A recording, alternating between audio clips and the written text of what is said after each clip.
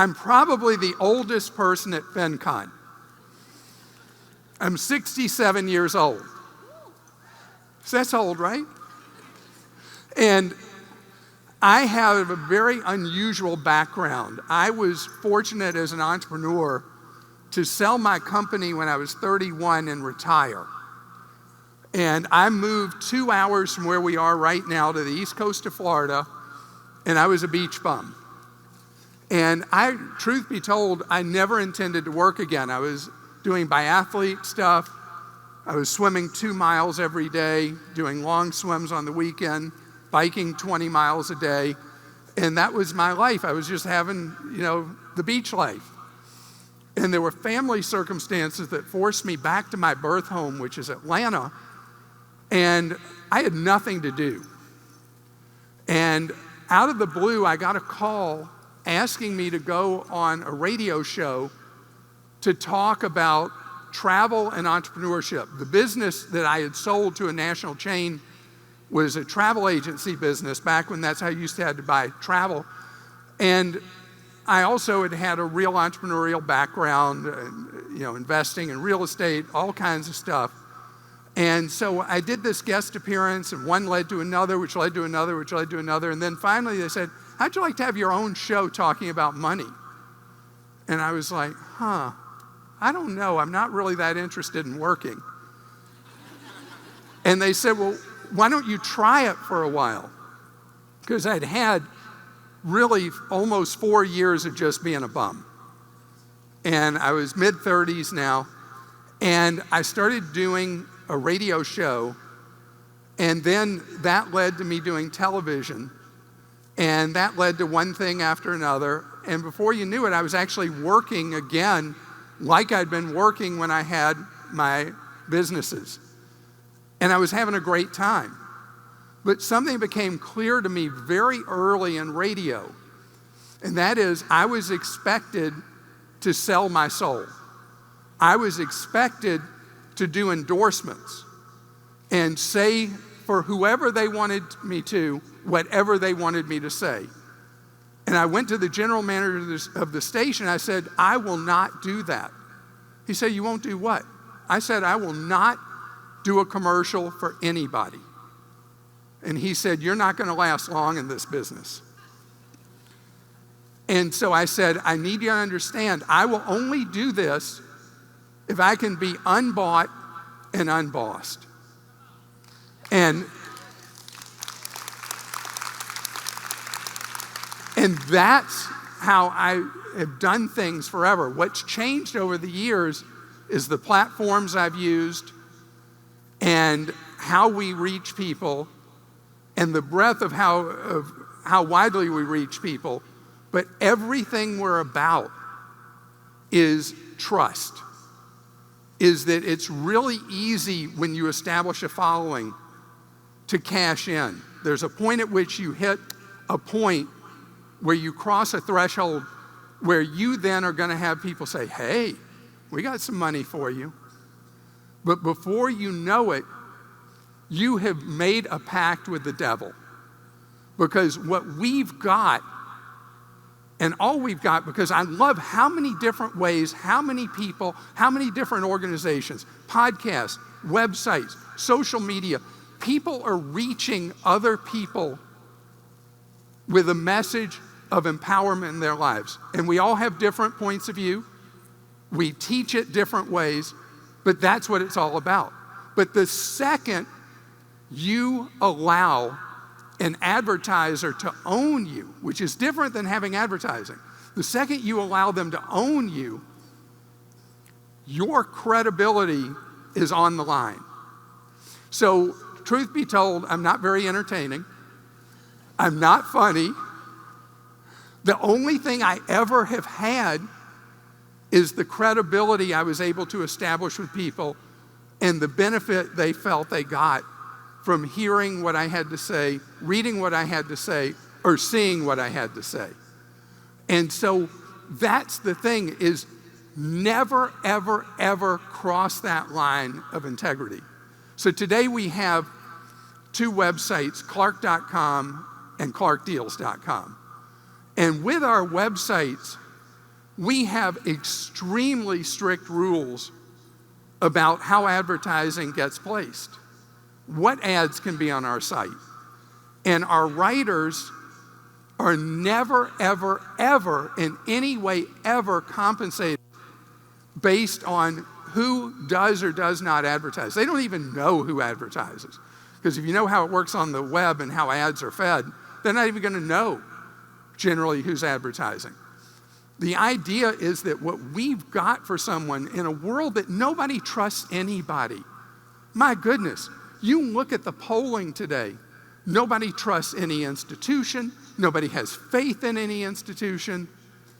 And so the most valuable currency you have, the most valuable thing you've got, is the credibility and the trust that you establish with people. And you can lose it in a second.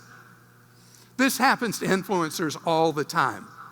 That people that are building followings through TikTok or Instagram or whatever, that they're like, oh, this is a great opportunity. And think about the stars that all did the ads during last Super Bowl for crypto. And all these people who looked up to those stars, and those stars got big paydays for doing those ads, probably paid in crypto. And they did those ads, and then we know what's happened to crypto since the last Super Bowl. And so all these people had faith in them. They're like, wait a minute, I so believed in you. I so loved you. And look what happened to me. That's why it's always got, you're going to make mistakes. Anybody giving financial advice is going to make mistakes because we're human. But the heart and the head have got to be together. The heart and the head have got to meet. That you are talking with integrity. You're delivering information with integrity, whether it's on the web or it's on social media or newsletters or whatever it is, old media, new media, YouTube. It's got to be about you every time that everything you do is done specifically because it is the right thing for you to tell somebody, not the thing that puts money in your pocket. Because over time, you'll make money. One of the weird things with my situation was that I was already set for life when I was 31, which is an unusual thing and a great privilege. And so for me, this was always just fun. And so it was easy for me to be able to say my way or the highway to that first local radio station I was on, because the money didn't matter. I was just, oh, this sounds fun. I mean, it's kind of neat being on the radio. And so for me, I wasn't even thinking of it seriously as any kind of career or anything like that. But we've been really fortunate with all the things that I do and then what we do as a team is that we've been able to grow over time. We've been able to stay very profitable, and we've been able to do it and maintain those ethics from the beginning to the end. Now, anything that we ever review, I pay for it. One of the writers wants to review some product, some service, whatever, I pay. We take nothing free from anybody, ever. Because the second you take something free from somebody, you are going to be guilty of the sin of omission. You might have something that you think is really not any good, but hey, you want more free products from them to try. So you're just going to ignore the things that don't work as well as you'd like. And it's human nature. You may not even be thinking consciously about how you didn't write that about how the new whatever phone actually sucks because the pictures are terrible. You're not going to talk about the pictures. You're going to talk about the things about the phone you like. So that's why the rules have to be completely solid in whatever way you're connecting to people, whatever part of the industry you're serving and how you're serving the public, however you're doing it, you have nothing ever to apologize for. That's the core and that's the key, is that you every day when you look in the mirror can be proud of who you served and how you served them. Now, one of the things that we're doing today is my websites are less and less about me because, again, I'm 67. So who knows at what point I'm going to check out of the building, or I'm going to be physically unable to work and I'll give up TV and podcast and radio and blah, blah, blah, give all that up.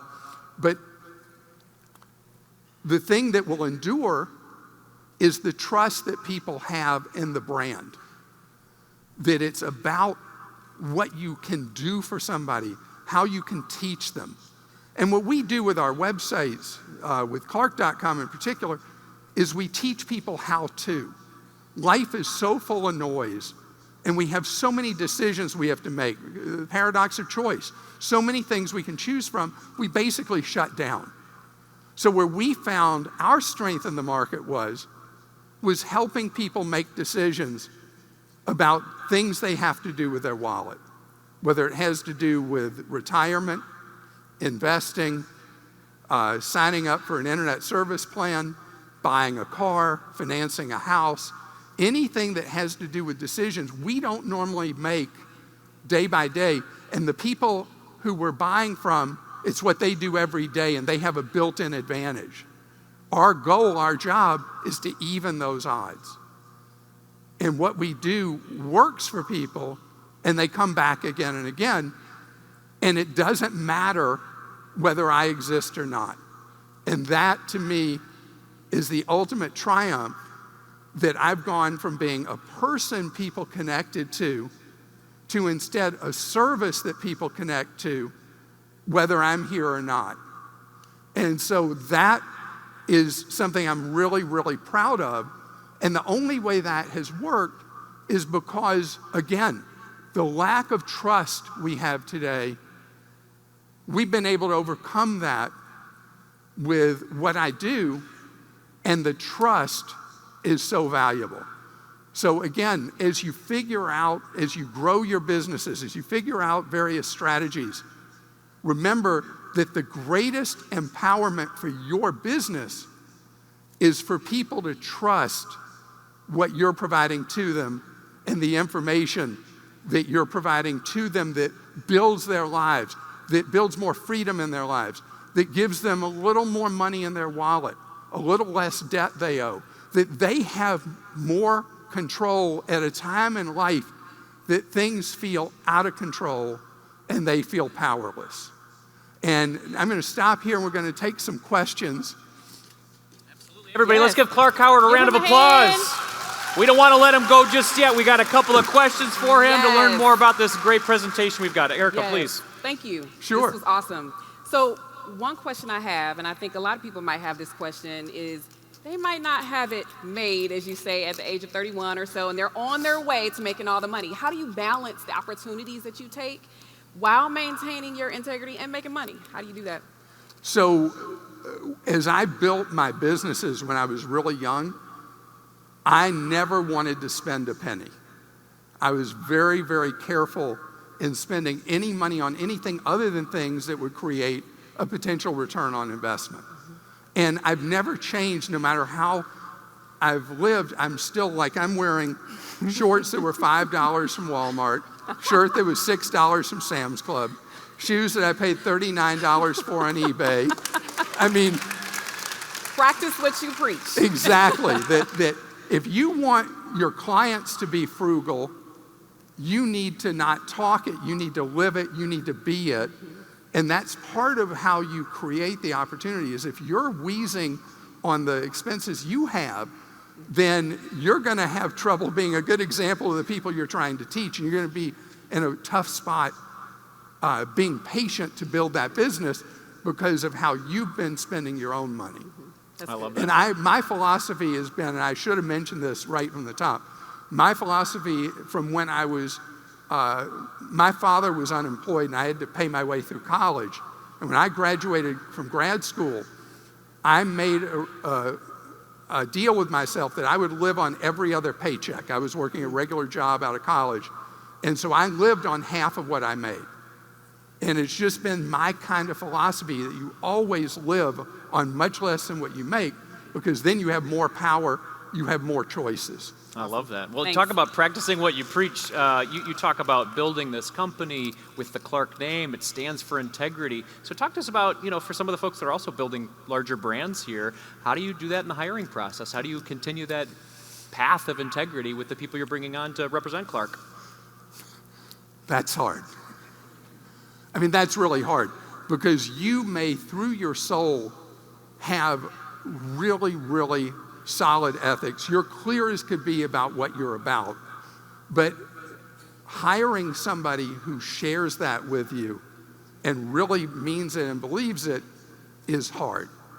We had an incident 4 years ago where we had hired a new person, and the things they were writing just seemed too, they were doing product reviews, they seemed too positive. And it turned out that the person lied to us and they were taking free stuff from manufacturers, and they had to go. And that was, let me tell you, you want to embarrass me, you do something like that. So this is really hard, and what I recommend is, in whatever you're doing, if it fits what you do, that you do not hire people at first as employees. You hire them as contractors, test them out for a while, make sure they really are about what you're about, so that you avoid the problems of later having a full-time employee and you're like, oh no, what are we gonna do? This person isn't what we're about at all. It's really hard at that point to move on from that person. So you give them training wheels, you try them out, and then they grow with you or they don't. That's good wisdom. Clark, thank you so much for this Thank wisdom. you. We really appreciate it. Everybody, Clark Thank you Howard, very please. much. Thank you. Excellent.